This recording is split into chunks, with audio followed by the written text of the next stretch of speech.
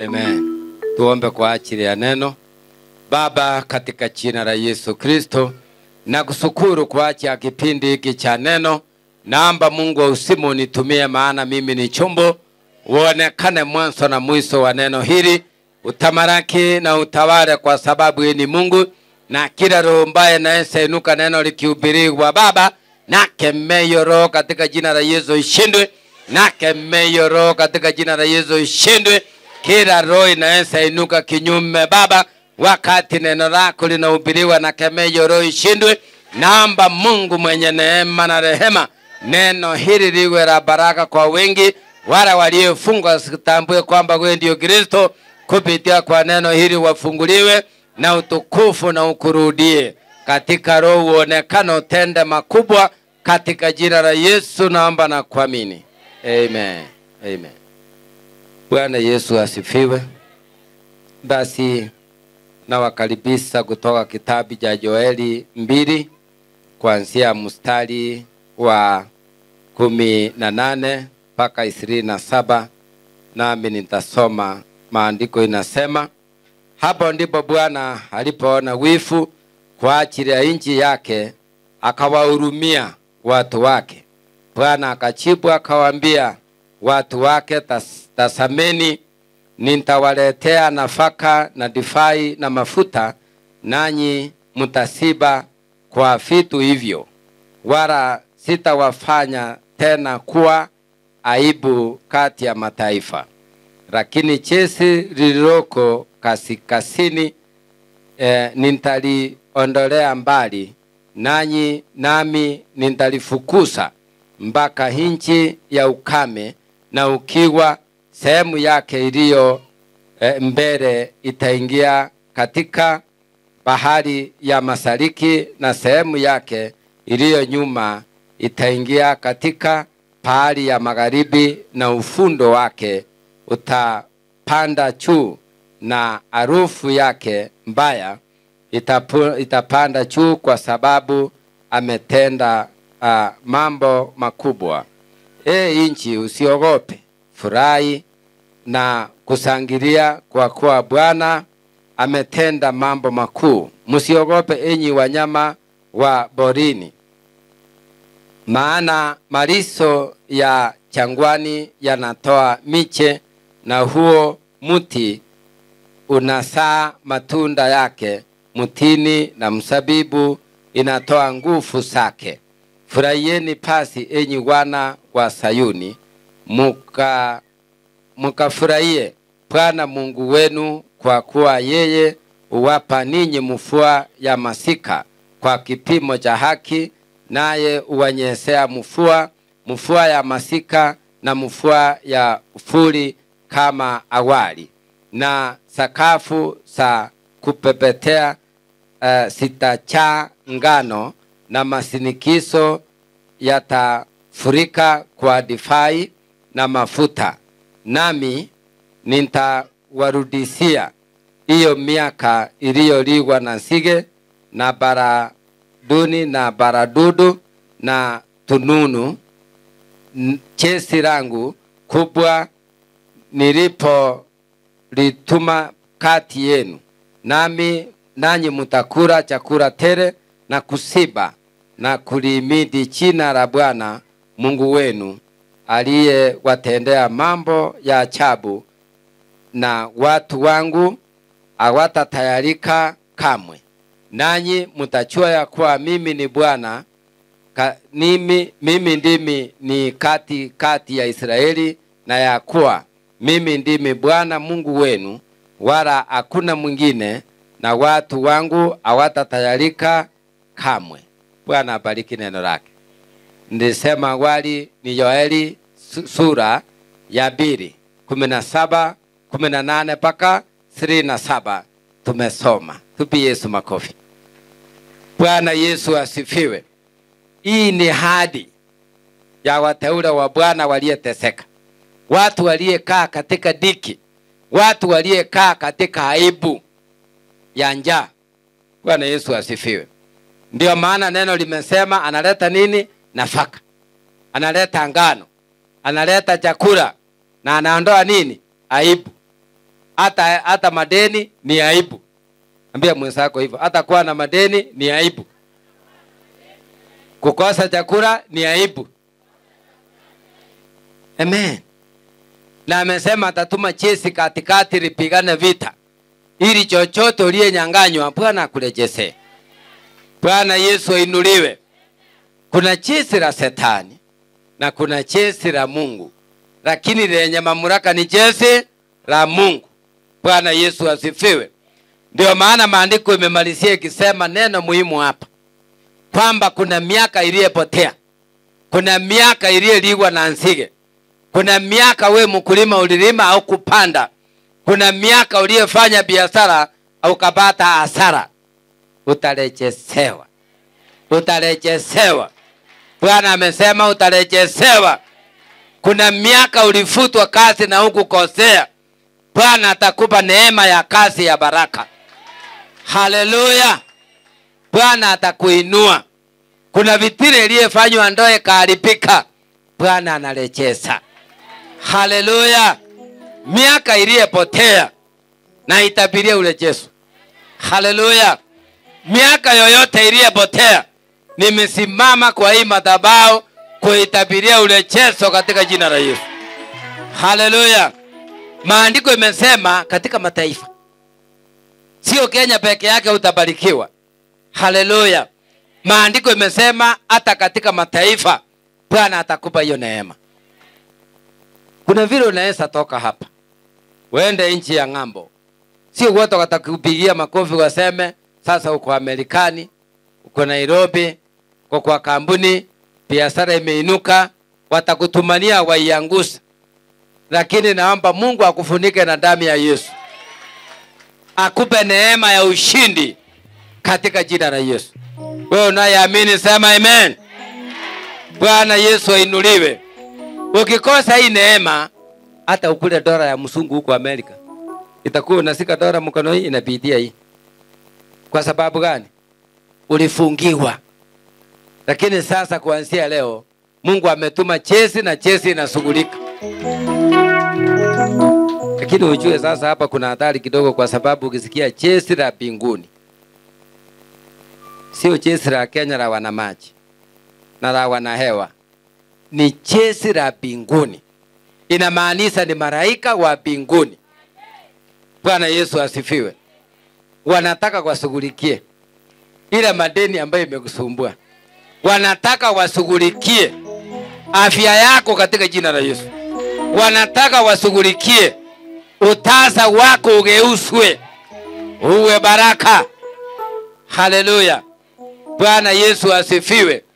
Kwa hivyo wakaambiwa jeshi litashughulika, kwa maana Mungu ameona wivu kwa sababu watu wake wameteseka. Warejeshewe chochote Shetani amesikilia kwa mkono. Unajua mnaweza tembea na mtu ukifikiri ni rafiki yako na mueleza, nitanunua matatu, nitafungua saruni, kazini mdosi amesema nitaongezwa mshahara. Kidogo kidogo unashindwa, mbona tulipanga vizuri na mdosi? Siku hizi hata anisalimii. What happened? Na sio mimi nilimuuliza. Kwa sababu wewe ulijitangaza. Biblia inasema maneno yetu mazuri tusitupe penye nguruwe, maana watakanyaga, hawataona ni kitu ya gharama. Bwana Yesu asifiwe. Kwa hivyo ikiwa kuna mwenye ako karibu na wewe na si mtu wa baraka na ni pepo, aondolewe mapema. Mimi sijasema akufe. Yaani leo nimesema aondolewe mapema. Mungu ndiye anajua vile atamuondoa. Akitaka aende kusini, aende mashariki, aende nchi kavu. Maandiko yamesema kwa tumu nchi kavu hakuna maji, hakuna chakula. Bwana Yesu asifiwe. Kwa hivyo ni kumaanisha Mungu aligeuza ile mateso waliyosukuma kwako, Mungu aligeuza iwe baraka na wao wateseke. Inamaanisha hivyo. Yaani kwamba warudishwe mahali hakuna kitu, mahali katika ukame, katika nchi kavu. Haleluya. Unajua kuna wengine wameokoka hapa na hata kazini wanataka wengine tu ndio wapatikana kwa makosa wafu. Na Si hapa kila mtu ameokoka? Hebu niona wale wameokoka niwaombee baraka. Kama hujaokoka usijisumbue, kipindi yako itakuja. Mumeokoka? Nimeona kuna mikono mitatu imeinuliwa lakini iko na shida kidogo. Unajua kuna haja unainua hapa. Wewe uone hata kotini wanasema kama uko na uhakika mambo yale utasema katika hii koti, mbele ya koti, ni ya ukweli, uinue Biblia juu kulingana na imani yako. Kama wewe ni Muislamu, uinue ya kwenu. Kama wewe ni Mkristo, uinue Biblia. Yaani kulingana na imani umemaanisha. Bwana Yesu asifiwe. Kwa hivyo na hapa kanisani usifanya kama msaa. Mimi nikiuliza nina sababu zangu za kiroho kwamba tunaposoma maandiko kuna baraka za watu zimechelewa na kuna sababu kubwa kwa nini zimechelewa. Bwana Yesu asifiwe. Na ni kitu ulikuwa ingie upate uende, lakini kwa sababu ya hapa na pale ukaenda ukafikiri ni kawaida, jambo hilo lilichelewa. Ninaposoma maandiko mengine nasema kuna wale walifuata Yesu wakiwa na nia mbili. Wengine wakasema mtu huyu amepewa mamlaka na Mungu, akiomba kama kuna njaa mikate na samaki inaongezeka. Ama hakusema hivi? Wengine wakasema mtu huyu ana hekima na maarifa ya Mungu, akifundisha afundisi kama wale walimu wengine, anahubiri na kufundisha tofauti. Na wengine wakasema huyu tunamjua, baba yake ni fundi, ni mtu wa chini. Kwa hivyo wakamtarau, na kulingana na maandiko hawakupona wengi katika kijiji chake kwa sababu hawakumheshimu. Kwa hiyo njia Biblia inasema wakawekewa mikono watu wachache tu waliokuwa na magonjwa. Kwa hivyo baraka zingine hawakupata, akaachia hapa akaenda kwa kukosa kumheshimu. Bwana Yesu asifiwe. Lakini kule alipoenda kote kote, ukisoma maandiko alitenda ishara, miujiza na maajabu kwa wale waliomuona, wakamsikiza na wakaamini, wakabarikiwa. Bwana Yesu asifiwe. Kwa hivyo na wewe nikikuuliza, hata wakati Petero alimwambia Yesu watu ni wengi na usiku umeingia, simama useme kwa heri. Kwa nini Petero hakusema kwa heri mwenyewe? Maana mkutano haukuwa wake. Amen. Alienda akamwambia Yesu, waambie ili waweze, usipoongea hawawezi enda. Bwana Yesu asifiwe. Na yeye mwenyewe akamwambia Petero, wewe mwenyewe kama wanasikia njaa, wapeni wewe chakula. Petero akasema hatuna chochote na watu ni wengi, lakini kuna mtoto hapa ako na mikate 5 na samaki 2. Na hii ni nini kwa watu ambao ni 5,000 na kuendelea? Yesu akamwambia nipe hizo. Akainua mikono juu akamwambia, Baba, wewe ndio unapeana chakula, taabu, ufumba, manemane, na maisha yetu iko mikononi mwako. Kipindi hiki tunahitaji chakula, tupe nini? Chakula. Mikate ikaongezeka. Walipomaliza kukula tena akawaambia ile imepaki sanya pamoja. Wakasanya vikapu 12. Wewe unakula na unatupa. Wewe unakula uko peke yako, unapiga chapo 20. Upai hata jirani. Ikikusinda unatupa. Wanaipata kwa dustbin. Watu wanashinda iko kwa dustbin chapo. Na Yesu alisema iwekwe. Kwa hivyo itategemea unamfuata kwa njia gani. Mali, taabu, vitu vya dunia vitapita. Biblia inasema katika kitabu cha Amos, lakini neno litasimama. Bwana Yesu asifiwe. Na ndio maana hawa hata kama walikuwa na shida ya njaa hawakumwacha Mungu. Na ndio maana alisema, sasa nimeona wivu kwa watu wangu kuteseka, nitaleta nafaka, nitaleta ngano, nitaleta chakula, heshima ikue, na ile jeshi la Shetani nitatuma jeshi langu la mbinguni lipigana vita ili mkombolewe. Bwana Yesu asifiwe. Bwana Yesu ainuliwe. Ndio maana maandiko imesema chochote Shetani alikunyang'anya, mstari wa 25. Wamesema chochote Shetani alinyang'anya. Kuna msasi aliniletea mtoto siku moja nimuombe. Alikuwa form 2 na asiki chochote, ni kama hata class 8 ya zamani ile hakufanya. Asiki chochote, hata jina yake kumwambia andike, anaandika opposite. Nikamuuliza, "Are you very sure?" Niko ulijifanyia mtihani. Alisema ni yeye mwenyewe. Hakuwa na ile mnaita mwa Kenya. Alikuwa ni yeye. Nikachunguza ile neno katika roho nione matatizo anayepitia inatoka wapi. Hii ujinga imetoka wapi na haikukua. Nikakuta ni sister yake na wako na yeye wamekaa hapa. Tena anasema, mtumishi Wangai, chunguza mtoto alikuwa mzuri, ujinga imetoka wapi. Na kwa hapo hata yeye ananiuliza, chunguza. Nikaona sasa niko na kazi ngumu. Maana hata mwenye kuniuliza chunguza ako hapo. Nikawaangalia wote nikamwambia, mama nakuhurumia sababu Shetani apigi hodi anapoingia. Nikamwambia, ulisoma Methali shule, sasa itabidi niseme Methali. Cha muhimu niombee mtoto afanikiwe masomoni. Bwana Yesu asifiwe. Na yule anasisitiza, sababu tulielezwa wewe ni nabii na tumetoka mbali. Kitu gani, Shetani gani alifunga mtoto?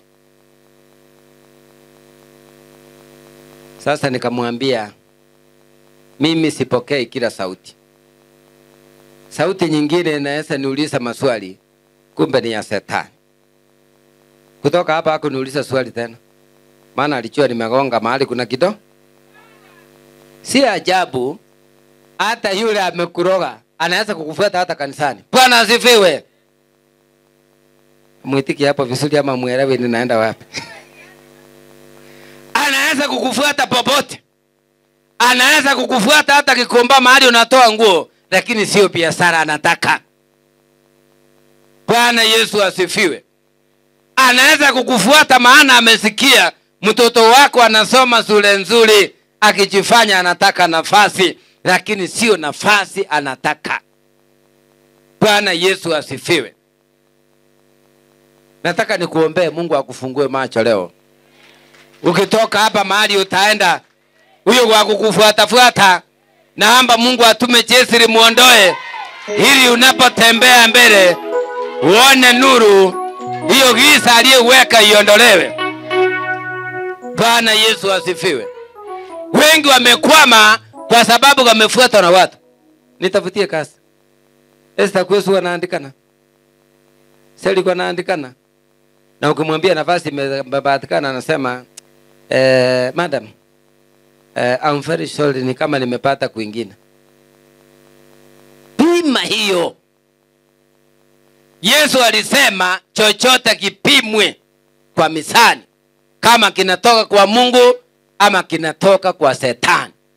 Wale walioharibu ile miaka, Bwana Yesu asifiwe, ya nzige ilipita. Kuna nzige kwa sasa ambao ni wanadamu, ambao wengine ni Wakristo, na ni nzige. Lazima nitaomba hapa leo. Na kila nzige imekatalia kwako, inakukura bole bole, lazima iondolewe. Cha bole bole sasa hakuna. Bwana Yesu asifiwe. Hiyo ndio maana maandiko imesema miaka iliyopotea, miaka iliyokuliwa na nzige. Bwana Yesu asifiwe. Nikamalizia nikaambia mama mtoto, wewe ndio mama wa huyu mtoto. Siku nyingine ukirudi nataka kuomba maombi ya familia. Sio maombi ya sister na cousin. Hiyo hapana. Wewe uaminie familia yako. Ili akuje nimueleza kama ataelewa. Apate kuelewa. Sababu kuna wengine hawachaelewa, hata ukiwaeleza watasema, "My own sister." Sister. Sister. Anaanza nifanye hivi. Sister. Kwani Kaini na Abeli walikuwa ni maango? They were both brothers. Na Shetani aliwaingia. Na waligeuka. Hata wewe chunga. Kuulizwa mambo ya sini usianza kusema anapitia hii njia, anapita hii njia. Huyu anakuuliza ni bodyguard wangu. Na wewe unajibu maswali ya nini? Bwana Yesu asifiwe. Kitambo tumalize mwaka kwa neema ya Mungu, tufike Januari, chesi hili litashughulika vilivyo. Bwana Yesu asifiwe. Ile maandiko imesema chesi litatumwa. Na hiyo chesi ni malaika mwenye nguvu. Atashughulika. Huyo malaika atashughulika. Nilikuhubiria hapa nikawaambia. Kuna mahali nilienda kwa boma nikamwambia Mungu, sio sasa hii neema ya kuomba kwa maboma ya watu, si uniondolee. Kama ninaweza kupigwa kiti hivi, kama sio wewe umenisaidia, wangenimaliza. Na unaona ni usiku. Mzee kanisa yako hapa tulikuwa na yeye. Hiyo siku tukaona siku mrefu. Na unajua ni usiku saa 9. Na unajua hatujui hapa tuko ni wapi. Ni usiku. Lakini kwa sababu roho ni mzuri, alipoinua kiti choo, nikaamuru katika jina la Yesu, akaanguka huko na kiti yake. Bwana Yesu asifiwe. Unaona hiyo jinsi vile mimi nilinisaidia hiyo miaka na ni usiku, hata wewe likushughulikie. Peke yako hutaweza. Wanakungojea wataki ukule hata sikukuu. Wewe ujui. Wanakungojea wataki uone mwaka mpya. Hii mwaka yote kufika sasa ni hii maombi hii madhabahu imekuweka. Hata walitaka uondoke mapema, Mungu akakataa. Bwana Yesu asifiwe. Wakamupiga Yusufu vita, wakasema aenda akufie mbali, paka wakamuuza. Watu wa damu moja wakakula pesa ya ndugu yao. Hawakujua kule mbele Mungu amemwandalia mema. Bwana Yesu asifiwe. Siku moja sasa amekula vizuri, amenona, nao njaa inawasumbua. Walipotokea huko kutafuta chakula, naye Yusufu akatokea. Amevaa vizuri, tabu na vitu vya thamani, na amelindwa na askari, ako na bodyguard. Ndiye akaja akajitokeza akasema, "Mimi ndio ndugu yenu Yusufu, yule mliyemuuza." Ndugu yetu Yusufu ni yeye. Tutasema nini?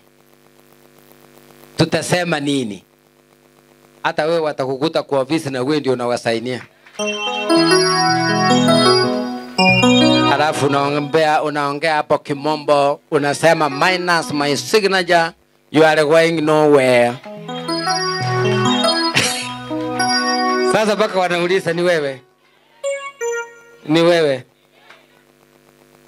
Unawaambia soma lebo. Ni mimi. Ni Mungu amenifikisha hapa. Halafu tena wanaangalia ni wewe. Unajua anaweza kuanguka chini hapa kwa ofisi.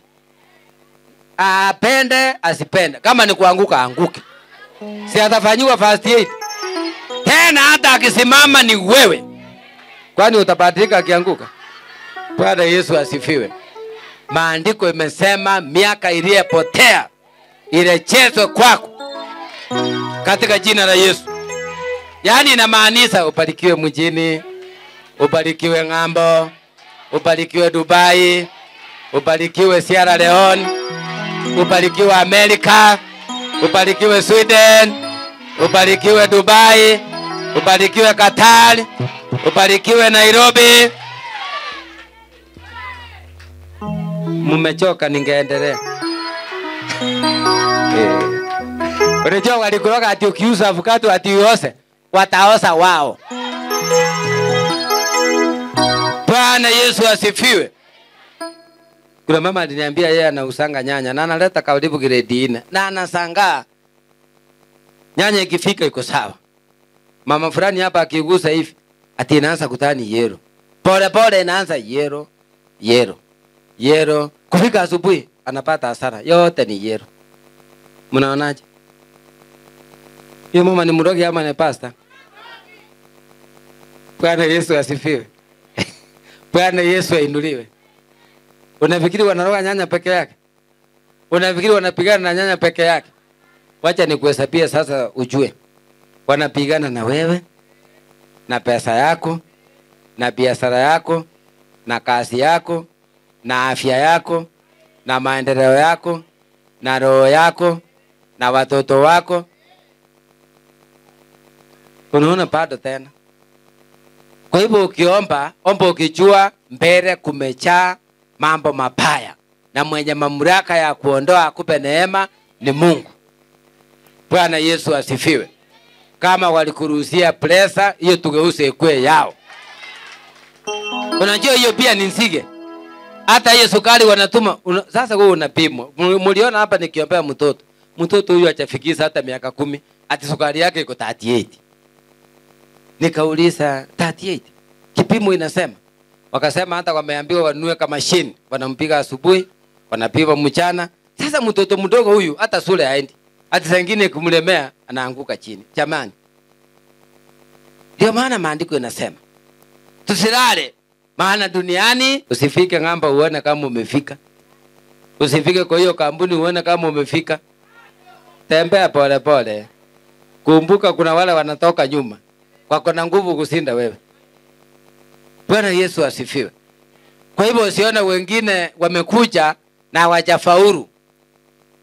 Uwaone si watu, nitawaombea watakuwa watu. Na mafanikio yao itafunguliwa. Na maandiko yamesema hawataona aibu. Hawatatayarika tena. Mstari wa 27 umesema hawatatayarika tena. Mungu hataki tuhangaike. Umaskini ni mbaya. Umaskini ni pepo. Ndio maana akasema ameona wifu ili atupe nafaka. Wala hatuna nafaka. Si vizuri kama umeokoka ulale njaa. Njaa ya kukosa chakula hiyo, Shetani ameingilia sana. Na lazima tumuonyeshe njia katika jina la Yesu. Lazima tumwambie katika jina la Yesu Shetani atuache huru. Na kila aibu Shetani amekupangia waibike au taibika.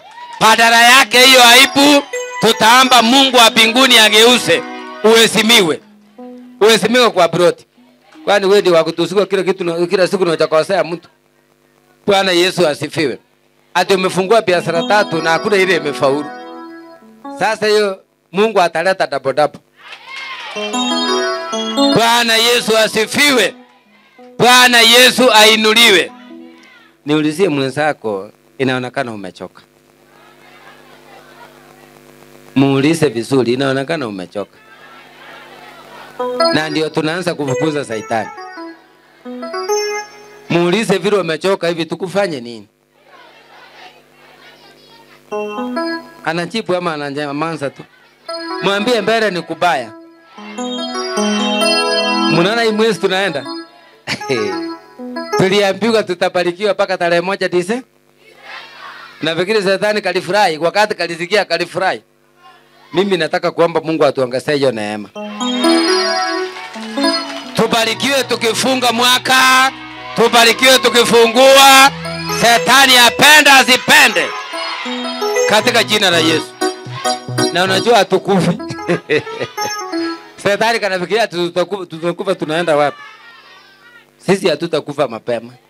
Tutaendelea mbele. Tutafuka mwaka salama na tutaanza salama. Hata kama kuna mapito, tutapita kati ya hiyo mapito, katika jina la Yesu Kristo. Na tutaendelea mbele katika jina la Yesu. Kama unajua kupiga magoti, leo tutaomba Mungu.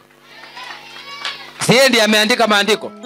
Akasema mahali wako wawili, wako watatu kwa jina langu, waombe chochote nami nitatenda. Mimi nafurahianga hiyo maandiko sana. Ati mahali wako wawili, wako watatu na wanaamini kwa jina langu, waombe chochote. Waombe chochote. na Mungu atate. Sasa na watayalisha tukifika hiyo kelele ya hiyo maombi, sitaki mawazo yako Shetani achukue nyumbani. Ati uanze kuona asubuhi ulikula jogo, sijui ilipaki. Sasa nataka mawazo yote irudi ya. Tuwe tunakumbuka ya kwamba maandiko yanasema atakapokuja mwana wa Adamu duniani atakuja kama mwizi. Bila taarifa kwamba anakuja. Atakuja yeye akisema nimekuja kuchukua kani? Atasema ninakuja faa mzuri. Siku na hii nguo naita Sunday best. Hii itapotea. Utapewa time. Mahali utapatikana utaambiwa sasa simamisha kila kitu. Kwa hivyo wale wajanja wanasemanga wameokoka na Yesu ni Bwana. Alafu unaulizwa na mama watoto, mbona umechelewa kazini? Mdosi alinituma sasa. Hii simu ninaongelea hivi dada ama maadamu. Niko mji wa Tisedi Dodoma. Na kumbe uko hapa pipeline. Unaongea pole pole tu unasikia hiyo network. It is not our Kenyan network. Hiyo Kiingereza itaisa wewe. Kumbe unaongea uko hapa pipeline.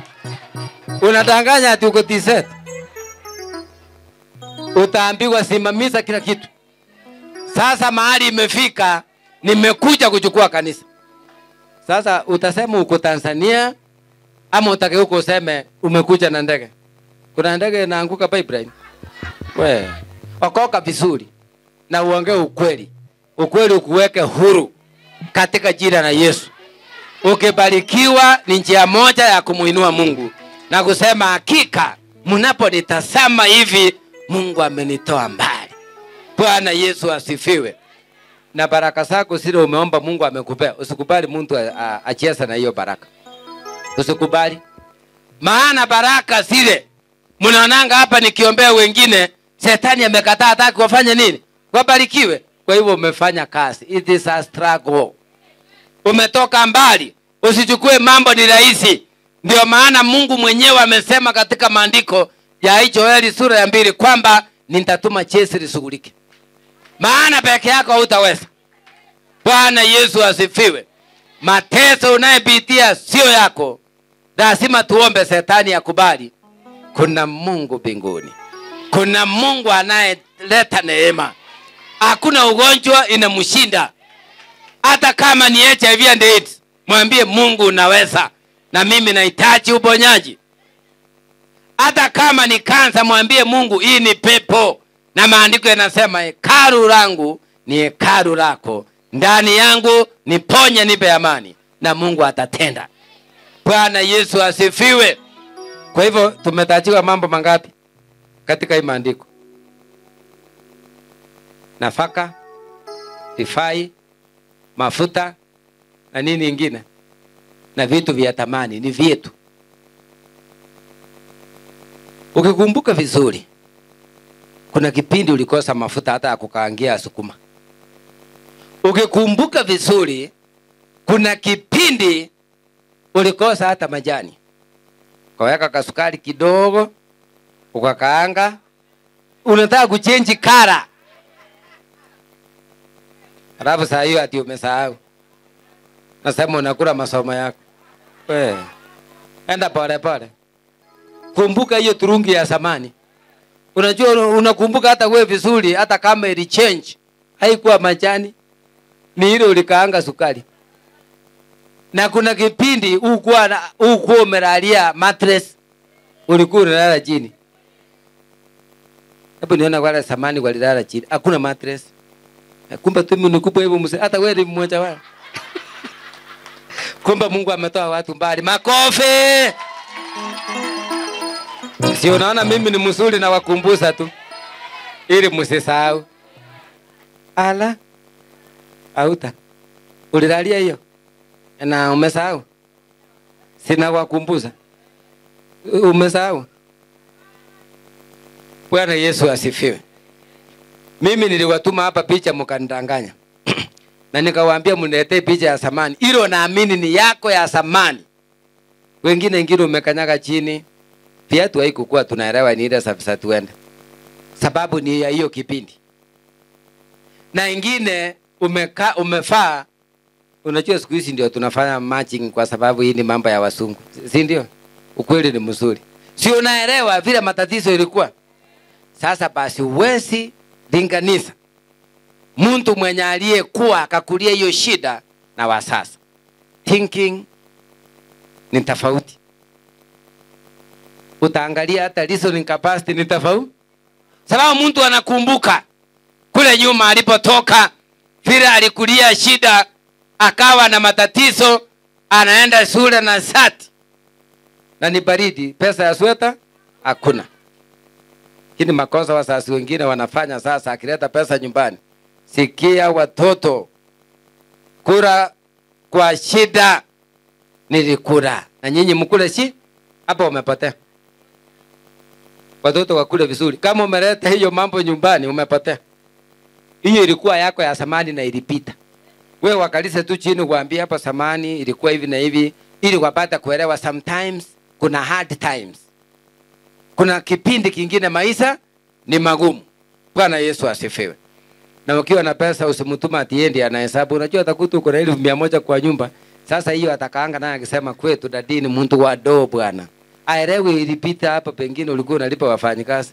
Sasa siku zote hata ukimweleza kwetu hapa hakuna pesa, yuko pesa huko. Bwana Yesu asifiwe. Ambia mwenzako Mungu amekuandalia mema. Ile vitu yako yote ilipotea, Mungu amesema ataileta mkononi. Na utaiona. Na utafurahia katika Bwana. Tupi Yesu makofi. Amen. Mimi wiki nimeombea kanisa. Hii ni ujumbe naenda mbio mbio.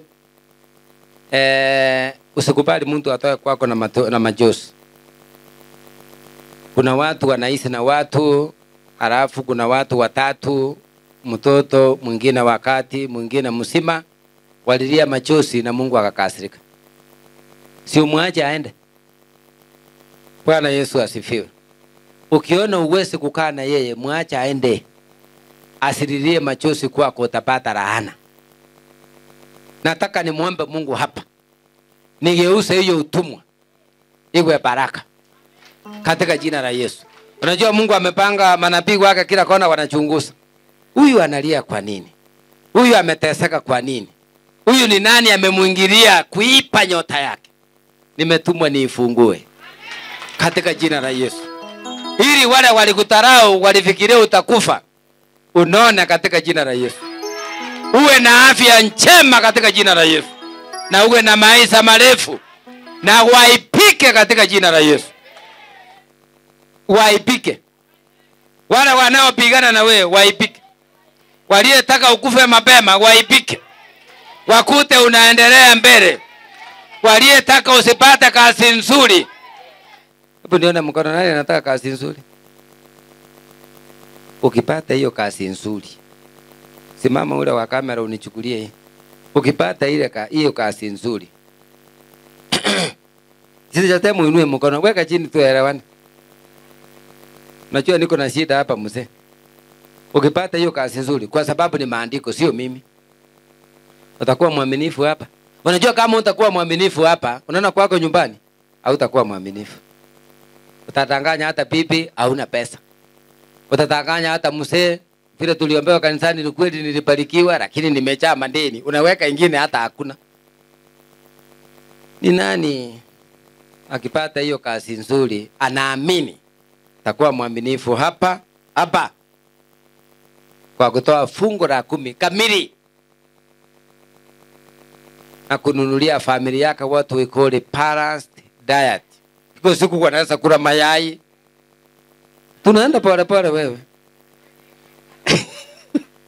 Iko siku wanaweza kula samaki. TV iko mzuri, watoto wanaona cartoons. Na ile vitu wanataka tu. Usiitika hivi na kumbe wewe ndio umeleta matatizo nyumbani. Alafu iko siku unaweza amua kununulia nyama choma kama wanapenda. Si peke yako ukule huko, alafu unakuja unagonga tumbo unasema nichemusie maji, tumbo ni mbaya. Chukua simu ya Sine mpigie anikumbuke. Na unajua ni uongo, wewe si mgonjwa. Tuko na Thanksgiving Sunday hapa. Usiende ujifiche useme uko kazini. Hata uko kazini nitatuma ripoti. Ukue hapa. Na utoe shukrani Mungu amekubariki. Na ile wiki nyingine ukue hapa. Maana tunachangia Mungu. Sasa basi na sijasahau. Nilikuwa najitayarisha tu. Ni nani kati yenu anaweza kuwa mwaminifu kipindi hicho? Chukua sasa vizuri vile wameinua mkono. Na hii siku tutaandika mpaka tarehe, si ndio? Hata hapa ambaye pastor kumbe umeingia. Hii siku ni mzuri. Aya, sasa hiyo tumeweka agano. Anania na Safira wakati walidanganya Petero, walifikiri wanadanganya Petero. Petero akawaambia mumetanganya Mungu wa mbinguni. In other words, mumetanganya Roho Mtakatifu. Ndio maana mumeisa. Enda basi msiku. Mambo yao kafanya nini? Kaisa. Sasa kuna wengine wanaona kama wako sawa. Lakini anakuambia matumizi ni mengi. Ya Mungu ulipeleka wapi? Sio mimi ninadai, ni maandiko. Ambia mwenzako ni maandiko. Hiyo iko katika Malaki sura ya 3. Inasema mumeniibia. Simuinua mkono. Ati mtakuwa waaminifu. Ukiona simu yangu utachukua mtafikiri nataka pesa.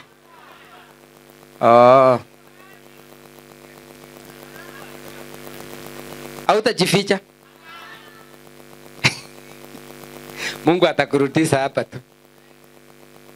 Unajua ni ukweli. Sababu ni maandiko. Sababu Mungu amesema katika maandiko, nikuje niwaombee urejesho. Niwaombee leo, niwaombee na Sunday. Na sina mafuta. Nimeambiwa niwaombee. Nimeambiwa niwaombee. Chochote kilienda kirudi katika jina la Yesu. Na ninatumia hii mafuta.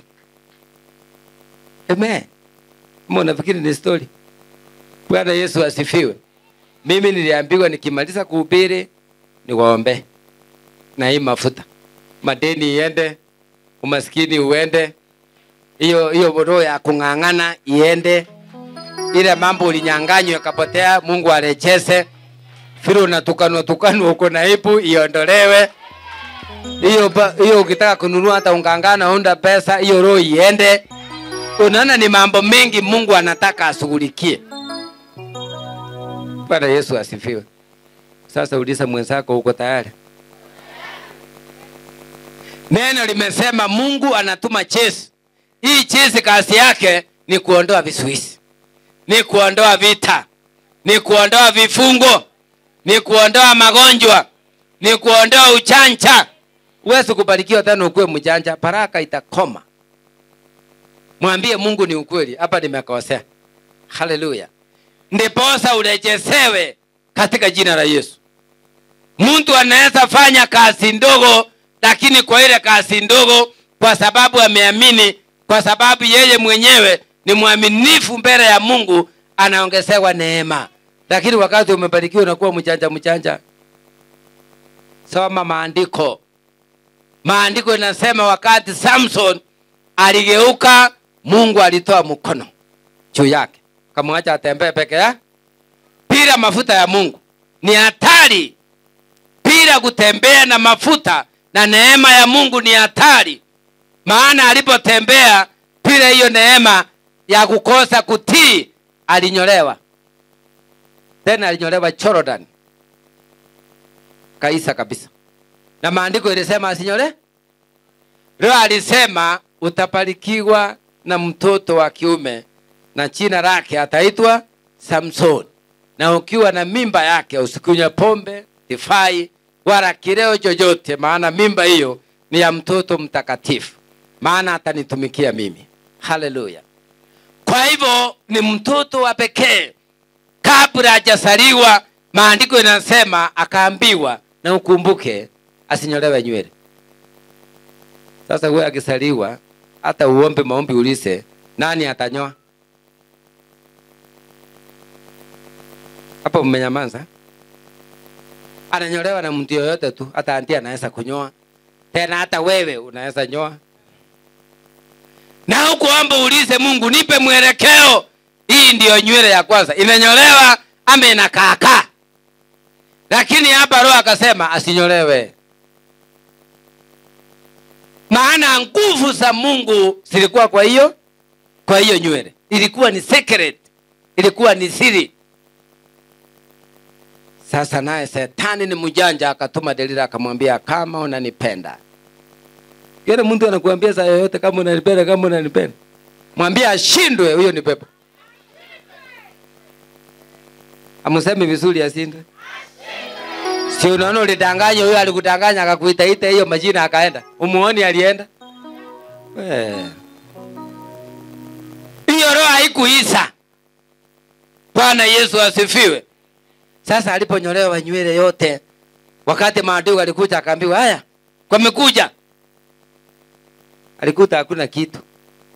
Na alipembelezwa mara mbili. Ya kwanza alidanganya, ati ukinifunga hivi wakikuja, akamfunga hivyo. Akaona anaamuka, kumbe baada kuna nguvu alinidanga, tena akamsawisi. Kumaanisha Shetani achoke. Bwana Yesu asifiwe. Mahali popote Shetani amecheza na maisha yako, akakufanya uteseke, akakufanya uhangaike, mimi nataka kwa niaba yako nikuulizie Mungu leo, ili hiyo vifungo iondolewe, uwe huru, tena huru kweli kweli, katika jina la Yesu. Haleluya. Kwa Mungu yote inawezekana. Kama ni kesi, mwambie wewe ni Mungu. Na kama ulikosea usiende shortcut, mwambie kesi ni yangu, nilikosa, Baba nisamee. Na niliwafundisha mara mingi. Kusikia mwingine hapa akiomba akisema yeye ni mrogi, anakataa roho ya urogi, wacha kusikiliza yeye. Wewe omba ya kwako. Iko mwingine amelala. Sijui kama tunaelewana. Kama mwingine ni msalati, taacha tu hiyo dhambi iogope. Sema hatarani. Sema nimekataa, hii ni pepo, hii ni ugonjwa wa sukari, nimekataa katika jina la Yesu. Tunaelewana? Tunaelewana? Ndio iende na Yesu akusaidie. Na wale watoto wanalia, kama wewe ni mmoja wao unasumbua mtoto unakaa na yeye. Unasumbua mtu mnakaa, utubu hapa. Hakuna shortcut. Mimi niko na ripoti na nimeambiwa niombe huyo anayeteseka, ndio mkubwa wa kesho. Kuna mahali mtakutana utashindwa kuingia. Siku moja mtu akanichochea, unajua zamani nilikuwa napenda ile tunaita counter suit. Sio kama hii ya sasa. Iko ile counter suit ya zamani. Saa nyingine kama una pesa vizuri unaweza faa hii parale kidogo, si sana. Si sana. Sikusema ni sana. Mmoja akanichochea, sijui nini. Nikamwambia hivi, hii mavazi unaona ni ya mwili. Kama ningekuwa na uwezo, ningefaa zile za bei. Lakini sasa niko katika kipindi cha maandalizi. Mungu aliyenituma kwa hii kazi ananiandaa. Haleluya. Ananiandaa. Bwana Yesu asifiwe. Anafanya nini? Ananiandaa. Na wacha nikuambie, siku moja tutakutana mahali utashindwa kuingia. Hivyo ndio tulimalizana na yeye. Siku moja tumekutana na yeye kwa ofisi mahali. Aniambia, si uniulizie nafasi hapo kwa hiyo mkubwa. Kumbe mnajuana na mmekaa hapa na yeye. Na huyo kumuona si rahisi. Utapita huko, simu ipigwe. Na unafanya hapa ndani siku hizi. Alinikuta sasa nimevaa suti ya bei na tai ya bei na nimekaa. Mambo ya ile iliisha. Bwana Yesu asifiwe. Unajua kitarau mtu leo, kuna vile Mungu atamuandaa mkuje kukutana mahali. Utaipika, utashindwa, utasema nini? Sasa kwa sababu mimi niko na mafuta, kweli nilimtetea hapo. Sababu alikuwa anatafuta kazi, nikaambia mdosi, ona vile utasaidia huyu. Na Mungu alimsaidia akapata hiyo neema. Sikulipisa hiyo kisasi, lakini alibaki kama ameaibi. Neno limesema hautaibika tena. Mungu atakupigania. Mungu atakuinua. Mungu atakufanya uonekane katika jina la Yesu. Amesema kuna miaka anarudisha. Simama juu. Amesema kuna miaka, si amesema hivyo? Ile miaka yote umepoteza. Kwa hivyo usilie kwamba miaka mingi umeenda ng'ambo una kazi. Hata ukiwa ng'ambo, amini hii maombi. Ukiwa mahali popote huko, amini hii maombi. Mungu anashughulika. Ametuma chesi na hilo chesi likusaidie. Nataka utubu mahali ulipo na mimi nitakumwagia mafuta ya baraka ili Bwana akutangulie. Wewe kazi yako hapo, tubu, mwambie Bwana, sasa ni siku ya baraka. Magumu mbele, vifungo mbele, vita ya Shetani mbele. Mungu fanya nini? Uniondolee. Ni kipindi cha kutubu na kujiachilia mbele ya Mungu ili Mungu aondoe chesi la Shetani. Atume chesi lake la kipingu likushughulikie na likuinue na upate neema na baraka. Barata rabosika radora dai. Nenge Yesu ribaganta rabosaya. Barata saida rekaira di. Mungu mwenye rehema. Vile ulishughulika miaka ya Yoeli kwa sababu ya watu wako waliyeteseka. Uchawacha kushughulika hata leo. Wengine wanapitia hali ngumu. Wengine wanaishi maisha ambao walinyanganywa. Na miaka yao imekuliwa na maadui na wachawi na waganga. Kwa sababu yeye ni Mungu ulecheso na mwenye rehema. Unaweza Baba Mungu wa Yakobo. Uwatakase na uwasamehe dhambi na makosa wale wameasi. Uwarejeshe neema na baraka zao. Kwa sababu yeye ni Mungu. Wengine wamongojea neema na baraka siku nyingi. Mungu wa Yakobo, nakuombea rehema, nakuombea toba, nakuombea msamaha Baba. Mahali popote simba wa Yuda wamekosea Baba, wasamehe Mungu. Piga magoti. Mahali huko piga magoti, uombe msamaha. Dakika 2 3, wewe ongea na Mungu wako katika jina la Yesu. Baratarabosika Yesu ribagantarabosaya. Na kuomba Mungu mwenye rehema, mahali hao wapendwa wamepiga magoti ndani ya kanisa lako Baba, na wale wako mbali wamekuamini, ho Jehova Elisadai, naomba kwamba uonekane kwa maisha yao Baba. Mahali wamekosea njia, wengine wakatoa ahadi za uongo, wasamehe Baba, wasamehe Mfalme, wasamehe Mungu wa Yakobo, wasamehe Kristo, kwa sababu ni Mungu umejaa rehema. Wengine wamefungwa Baba na damu za ukoo, laana za ukoo na madhabahu ya ukoo Baba, waondolee vifungo Baba, waondolee Kristo, waondolee vifungo. Waandae kwa maombi haya ya mafuta ya upako ya kurejesha wa neema na miaka iliyopotea, miaka ya kazi iliyopotea, miaka ya ndoa iliyopotea, miaka ya masomo iliyopotea, miaka ya neema na biashara iliyopotea, miaka ya roho iliyopotea Baba. Wewe ni Mungu wa ulecheso, wa ulecheso, wa ulecheso. Ni wewe Jehova, ni wewe Rabi, ni wewe Mungu wa huruma, ni wewe Simba wa Yuda. Unastahili Baba, unastahili Jehova, unastahili Mungu wa rehema, unastahili Baba. Neno limesema uliona wifu vile watu wako wanateseka, wengine hawana nafaka, wako wana divai, wako wana mafuta, wako wana kukula, lakini Mungu wa rehema, Mungu wa neema Baba, Mungu mwenye huruma Baba, uliingilia kati Baba, karecheza hali. Kuna wengine Baba hata walienda nchi za ng'ambo wanateseka huko Baba, uwakumbuke Baba, uwakumbuke Kristo, uwakumbuke Rabi, uwarejeshe miaka yao ya mataifa ya baraka. Maandiko imesema utabariki hata baka mataifa mengine. Yoyote aliyetoka taifa lake na anahangaika kwa lile taifa lako na anakuamini, wewe ndio Kristo, wewe ndio Kristo, wewe ndio Kristo, wewe ndio Kristo Jehova. Umukumbuke Rabi.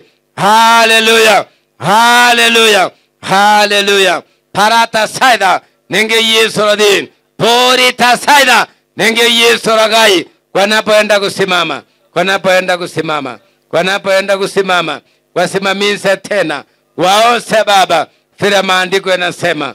Simameni mbele za Bwana. Vile maandiko yanasema katika kitabu cha Isaya kwamba utawaosha wenye dhambi, utawaosha watakuwa weupe kama theluji. Mahali walikuwa wamekosea, Baba wametubu, Baba wamejiandaa, Baba wameomba rehema, Baba wameomba toba. Wasamehe Jehova, wasamehe Mungu wa Yakobo, wasamehe Mungu wa neema, wasamehe Kristo, wasamehe Mungu wa Yakobo, wasamehe Jehova. Sukisa roho ya msamaha juu yao Baba, sukisa roho ya msamaha.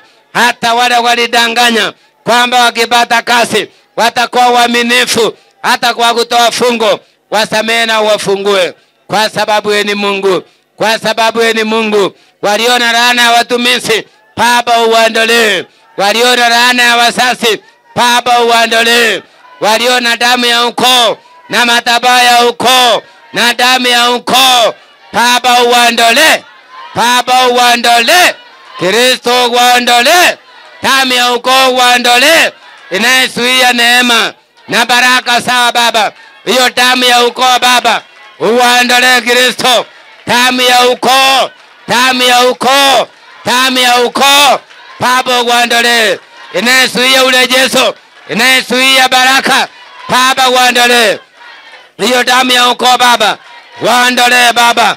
Hiyo laana ya ukoo Baba, hiyo madhabahu ya ukoo Baba, hiyo vifungo ya Shetani waondolee Baba. Hiyo roho imejereweza baraka sawa Baba, hiyo roho iliyowanyang'anya neema na baraka sawa, waondolee hiyo roho katika jina la Yesu, katika jina la Yesu, katika jina la Yesu. Iondolewe, iondolewe kila roho mbaya iliyowanyang'anya Baba neema na baraka sawa, naomba katika jina la Yesu iondolewe. Tuma jeshi sasa, tuma jeshi sasa, tuma jeshi la mbinguni, tuma malaika wa mbinguni, tuma malaika wenye nguvu wawakomboe, wawafungue. Tuma jeshi, tuma jeshi shughulike, jeshi la malaika, malaika wenye mamlaka wawakomboe Baba kutokana na magonjwa, kutokana na vifungo na vita ya Shetani Baba. Wakombolewe, wakombolewe, wakombolewe.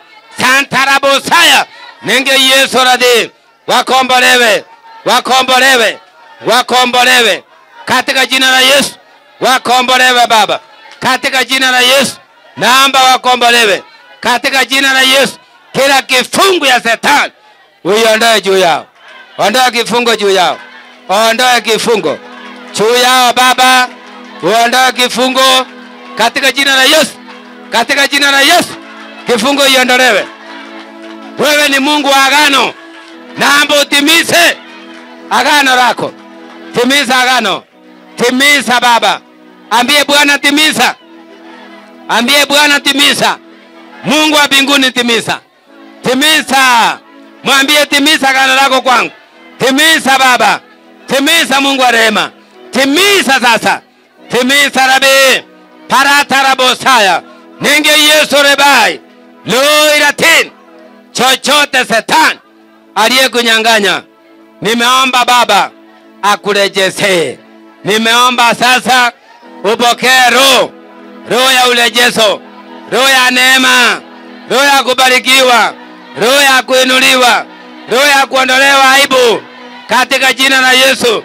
Naomba Mungu wa Ibrahim, Mungu wa Isaka, Mungu wa Yakobo alete roho ya urejesho. Barata saida kai nenge Yesu rebai borita saida nenge Yesu radin. Mungu mwenye rehema, Mungu mwenye uwezo, Mungu usiyeshindwa, inue mkono ya kulia. Ruta rakai la kora kai, rejeza neema, rejeza baraka. Kwa hiyo mkono rejeza, rejeza kazi, rejeza ndoa. Hiyo ni ishara Baba kwamba huyo mpendwa chochote aliyenyang'anywa mrejeze, rejeza sasa, rejeza sasa. Kwa hiyo mkono Baba mrejeze. Hiyo ni ishara kwamba ameamini, ameamini, ameamini, ameamini Baba, ameamini Baba. Rejeza roho, rejeza ndoa, rejeza kazi Baba, rejeza baraka, Rejeza neema. Ratin. Bori tasai darakai. Nenge Yesu rigantara bosaya. Naomba Mungu mwenye rehema, chochote waliyonyang'anywa kuanzia leo. Kuanzia leo. Kuanzia leo. Kuanzia leo Baba. Kuanzia leo Kristo. Urejeze kwao. Urejeze kwao. Kuanzia leo Kristo. Naomba urejezo. Naomba urejezo. Naomba urejezo. Naomba urejezo. Naomba urejezo. Katika jina la Yesu. Naomba urejezo. Haleluya. Kama kuna mahali unafanya kazi, wengine wanaongezewa na wamekupata hapo, baraka inakuruka, basi uche mbele. Mungu anakuhitaji mwanzo. Umefanya kazi moja muda mrefu, wengine wakiongezewa pesa yako inaruka, uche. Mungu anakuhitaji. Na wale ambao ukifanya kazi ufanye muda mrefu inaisha haraka, uche pia.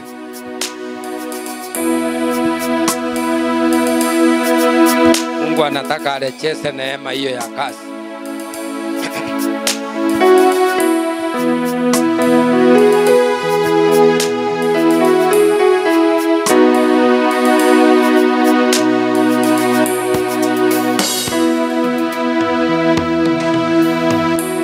Nakushukuru Baba, wewe ni Mungu wa urejezo. Unarejeza, unabariki, unainua watu wako, unawapa neema mpya katika jina la Yesu. Mahali ambao wamefinyiliwa na yule mwovu Shetani, wengine hawafanyi kazi muda mrefu, wengine hawana kazi ya maana, kuanzia leo na wawekee mkono, wapate neema na mafanikio. Wakubarike kuanzia leo. Kila mahali wanaenda Jehova, wacha waone mkono wako ukiwainua na ukiwatetea katika jina la Yesu. Kupitia kwa hii mafuta ya upako, naomba kwamba uwakumbuke. Naomba kwamba uwakumbuke. Wapokee neema hiyo. Wapokee neema hiyo. Wapokee neema hiyo. Wapokee neema hiyo. Wapokee neema hiyo. Wapokee hiyo neema. Wapokee hiyo neema. Wapokee hiyo neema.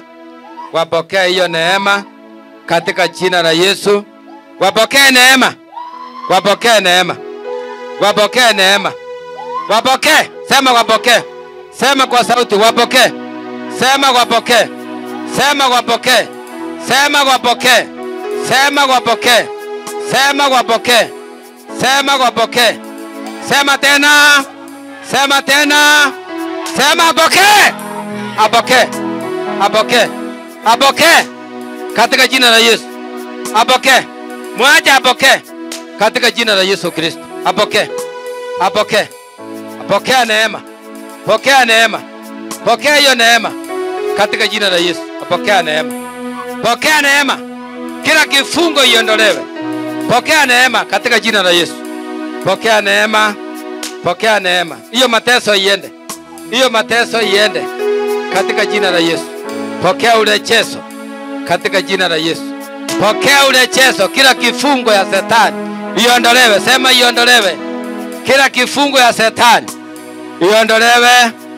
Kifungo iondolewe. Sema kifungo iondolewe.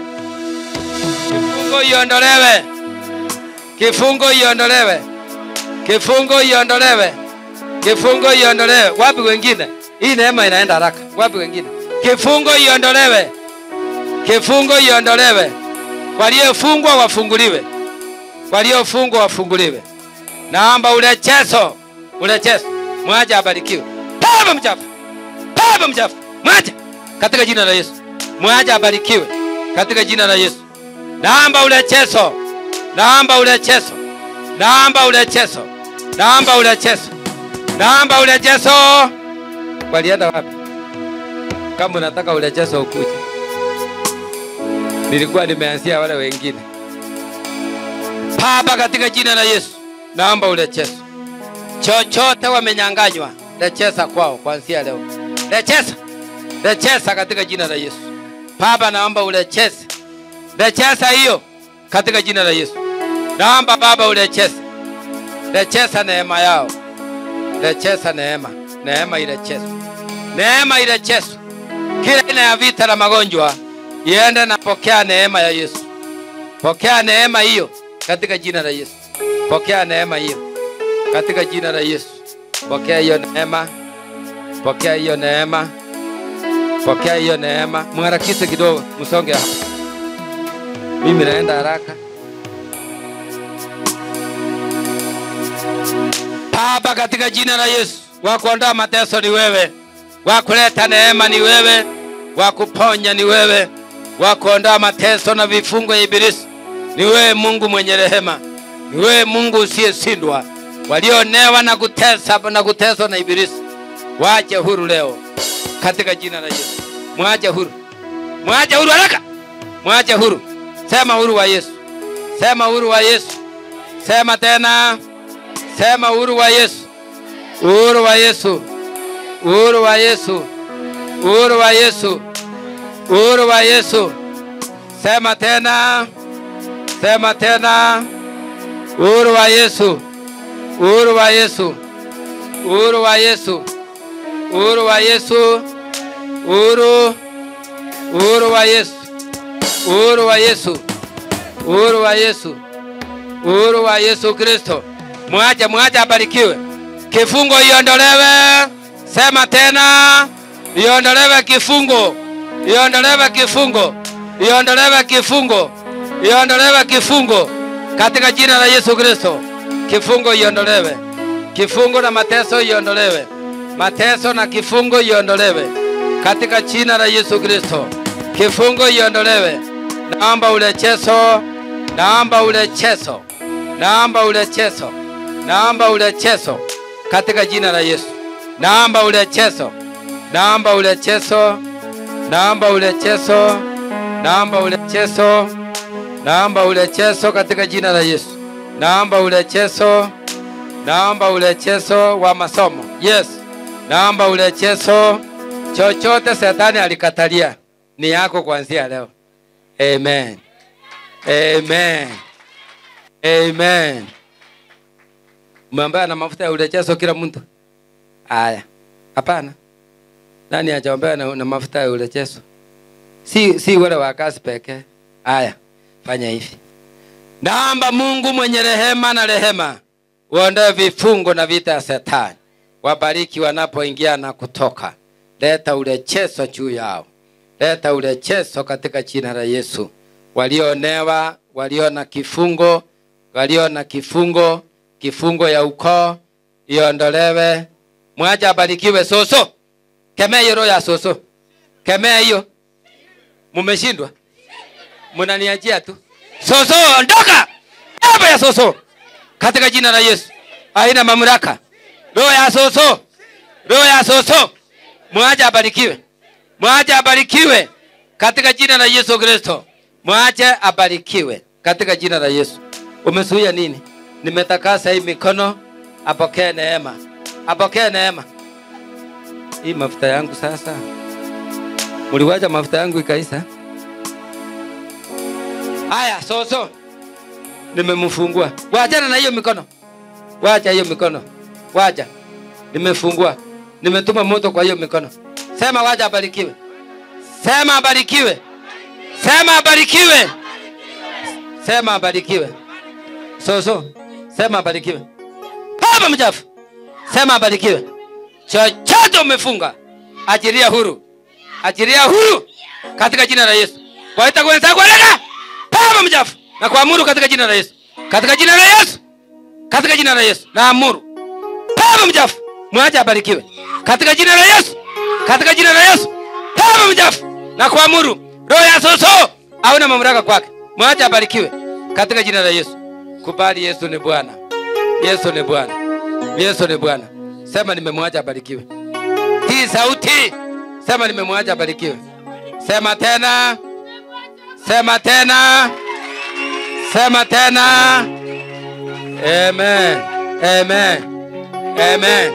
Amen. Enda kabisa. Usirudi kwake tena. Baba, katika jina la Yesu, utukuzwe milele. Sina mafuta sasa, hii kitu yangu imekwama. Mpe kiti hapa apoe kidogo. Soso ameenda. Haleluya. Wale wako na vita kwa ndoa, wakuje niwaombe. Hao tu peke yao. Hao tu peke yao. Hiyo roho iliyopinga ndoa ishindwe. Katika jina la Yesu. Fanya mikono hivi. Kuanzia leo Baba, vita ya ndoa isimame. Kuanzia leo, katika jina la Yesu, vita ya ndoa isimame. Kuanzia leo Jehova, vita ya ndoa isimame. Kwa sababu wewe ni Mungu. Mungu wa urejesho ni wewe. Uachilie neema na baraka juu yao. Kwa sababu wewe ni Mungu wa ahadi. Naomba ulete amani, ulete amani, ulete amani. Kila ndoa iko na vita. Kuanzia leo vita isimame. Baba ulete amani. Baba ulete amani. Baba ulete amani. Uondoe vifungo. Jehova ulete amani na uondoe vifungo. Jehova ulete amani katika jina la Yesu na ulete amani. Ulete amani. Haya. Wale mko kwa madhabahu, inua mikono juu. Wale mko kwa madhabahu, inua mkono juu. Sema, Mungu wa mbinguni, kuanzia leo ninaombea ndoa yangu amani na urejesho. Ninaombea ndoa yangu mahali ilifungwa ifunguliwe. Nimeiombea urejesho. Nimeiombea urejesho.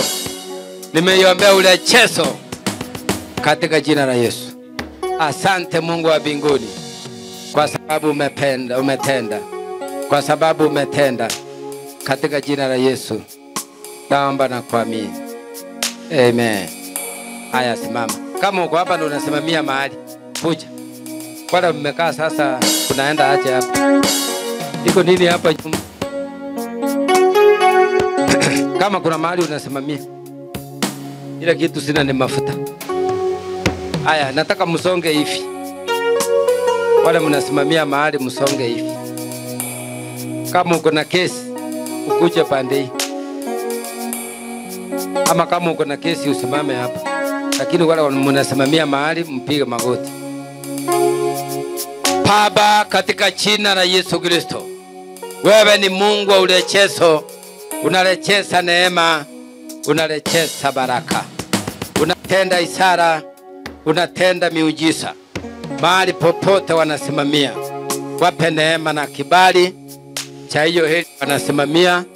Wainue Mungu kwa sababu yeye ni mwema. Nimewaambia wapokee neema, wapokee neema na kibali. Wapokee urejesho na kibali. Mahali wanasimamia wape kibali. Mahali wanasimamia wape kibali. Mahali wanasimamia wape kibali katika jina la Yesu. Inua mikono juu. Sema, Mungu wa mbinguni, mahali ninasimamia ni wewe umenifikisha hapo. Nifungulie mema. Wale wanapigana na mimi, kuanzia leo tuma jeshi la kupigana.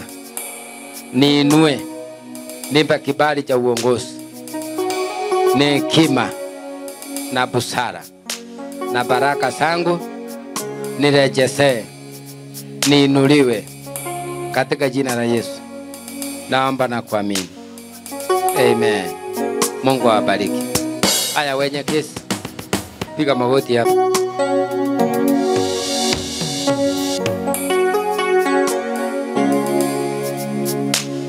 Baba, katika jina la Yesu Kristo, kwa sababu mbele yako mambo yote yanawezekana. Wapendwa hawa wamepiga magoti mbele zako. Baba mtakatifu na Mungu wa uzima, wengine ni makosa yao, wengine unajua hiyo kesi vile ilivyo. Naomba Mungu washughulikie katika hiyo kesi. Mungu Baba uonekane, Kristo uonekane, Mungu wa Yakobo uonekane, ulete ushindi juu yao, kwa sababu yeye ni mwenye rehema, kwa sababu yeye ni mwenye nguvu, kwa sababu yeye ni Mungu usiyeshindwa. Wape neema wanapotoka kwa hii madhabahu, wapatie ushindi, wapatie neema, wapatie kibali ya kushinda hiyo kesi katika jina la Yesu. Wape neema ya hiyo kesi katika jina la Yesu Kristo. Uwatangulie, uwatendee mema kwa sababu yeye ni Mungu. Haleluya. Inua mkono juu kwa ishara. Sema, Mungu wa mbinguni, kesi iliyo mbele yangu nimekuachia unishughulikie. Utume jeshi lishughulike, niwe mshindi katika jina la Yesu. Naomba na kuamini. Amen. Tupie Yesu makofi. Amen. Amen. Nakushukuru Mungu wa uzima. Wewe ndio unatupa baraka. Maandiko yanasema kwa kila ibada tukikutolea tutabarikiwa. Baba, naomba katika jina la Yesu, tunapoenda kutoa, fungua neema na baraka zetu. Uturejeshe neema na baraka ya pesa kwa sababu yeye ni Mungu. Maandiko yanasema tulio upande wako sisi ni wabarikiwa. Sisi ni wabarikiwa. Sisi ni wabarikiwa. Tunapoenda kutoa, panua mipaka yetu, tuonekanie. Ondoa kila ibi ya Shetani. Takasa matoleo yote ipate kibali katika jina la Yesu. Naomba na kuamini. Amen. Tupie Yesu makofi.